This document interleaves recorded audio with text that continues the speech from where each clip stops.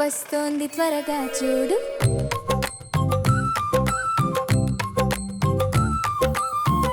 ప్రయాణికులు ఎక్కిస్తుంది, నగరం అంతా తిరుగుతుంది. చూచూ అని హర్షంగా చెబుతూ అందరికీ ఆనందం పంచుతుంది.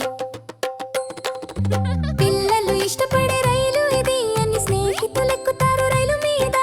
చూచూ అని శబ్దం చేస్తూ సంతోషంగా ప్రయాణిస్తారు అందరూ. చూచూ చిన్న